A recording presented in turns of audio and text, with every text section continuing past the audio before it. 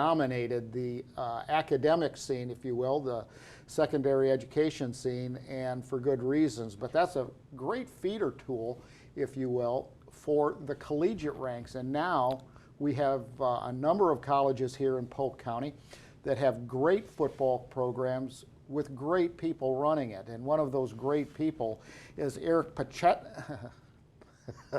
I knew I was going to get this one wrong. We just call him Coach P. How is that? He's been with Weber.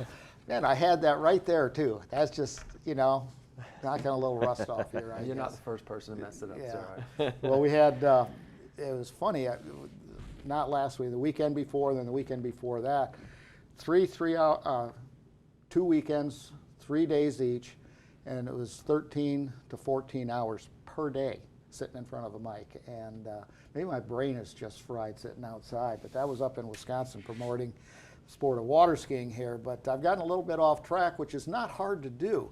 Anyway, Coach P, you've kind of taken the School of Hard Knocks approach to becoming the head coach for Weber. And Weber is a great university down in Babson Park, and the program itself has seen a lot of successes. I mean, you were there from the beginning, when it was, I think they called you the Shed Boys or something, if my memory serves me correctly. Sir. And Yep. so you've been around, you know the history of the program.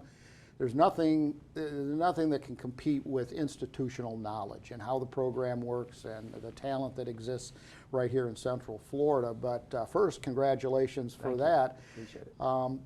But you got a schedule coming up this year, and soon, 3 of the top teams in the country coming up as your first 3 teams. I mean, it's like, whoa, can it get any tougher than that? Yeah, our schedule is definitely tough this year. We actually ended up moving our first game next week to a Thursday night. So our first game is actually next Thursday, and it's in Columbia, Kentucky. We play Lindsey Wilson College, who is the defending national champion. But our first home game will be September 11th against Georgetown, and they're ranked, I think, 15th right now. But that'll be our first home game, September 11th. Wow, September 11th, just around the corner. I know you're, like you say, opening up with previous national champs, #1 preseason Lindsey Wilson, just 6 days away. That's, man, you got to be itching. First season as the head coach and someone who initially was with the inaugural team.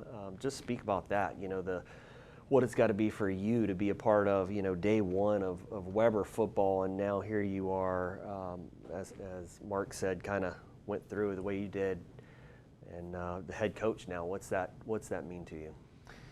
Well, it's been a process, Yeah. I tell you that. But I think it kind of gives you more of a sense of pride in the university and the program, just from how long I've been there as a player. And yes, as you stated, one of the Shed Boys. And interesting, obviously most people don't know about that, but that term basically came from our locker room was 2 garden sheds. And that's where we didn't have a locker room. That's where we would change before practice. When we got done with practice, we would change there. And that first year, we had actually practiced at a middle school field. Wow. And so we would literally have to go to our locker room, the sheds, get dressed there, get on 2 school buses. We would drive to the middle school, practice, and then come back and change out of our stuff, put our equipment, everything in there. And they were not air conditioning either. The only AC you had was open the front door. So it is old school. Yeah. You didn't have leather helmets back then, did you? Yeah, we should have. They may not have had helmets. Yeah. But that's where the term Shed Boys came from, because we literally were in sheds. Yeah. Wow. Well, the route that you came up was the defensive route. Yes, sir. And everybody you talk to is going to have a different opinion. Should it be offensive? Should it be defensive? What's the focus? How do you balance that? You came up as defensive coordinator, but if you don't score points, you don't win a game. Right. But you can also shut people down real quick, and with Yep. an intimate knowledge of how defenses work effectively. And how do you balance that? It is tough. So we've kind of taken the approach now to try to get. Obviously, we're trying to pull everything more together. and to get it more even. And we've kind of done some creative things, even with personnel and different things from the spring, to try to balance that. And we have a couple guys that might play both ways for us. It's just for us to try to get the best players on the field. But one of the difficult things for me was having been the defensive coordinator for so long and not really as involved with the offense, I wasn't able to really build relationships with the offensive players. So that's something that we had to try to do real early and kind of fix that and just to be able to bridge the gap between the offense and defensive guys. Because everybody on one side of the ball, of course I knew who they were and the way we practiced and we met all the time. So I was able to generate relationships with those guys, but trying to bridge the gap between offense and defense and try to bridge relationships there. So that's something that we've been working on, since January, really through spring ball and all that stuff. Yeah, as we were talking, opening up against a defending national championship team with Lindsey Wilson, how is your guys? How are they looking forward to that? Are they pumped? Is it one of those things? I know sometimes opening up like that, it really you got to buckle down practices, the days leading up. What's the approach for your team leading into that game? Yeah, well, I mean, we talk about it all the time because I want to be transparent with our team. And for us, I told them it's not about us preparing everything to get ready to play Lindsey Wilson. It's about us preparing and trying to be the best team that we can be. And it's about getting them to buy into the process of, going to work every day. And whether that's, in the weight room, in the film room, meeting rooms, learning what we're doing on practice, to be able to just get a little bit better at something every day. And the measuring stick for us is not going to be Lindsey Wilson. It's not going to be Georgetown College next week. It's going to be for us trying to put ourselves in the best situation to be able to go compete. And I think they've done that all camp. And we've had a good fall camp, and the guys they're practicing hard and they're competing every day. And I think from that aspect, it's just get them to understand and buy into the process. Part of the success of any football team, for that matter, pros down to the peewees, is finding the right mix of talent.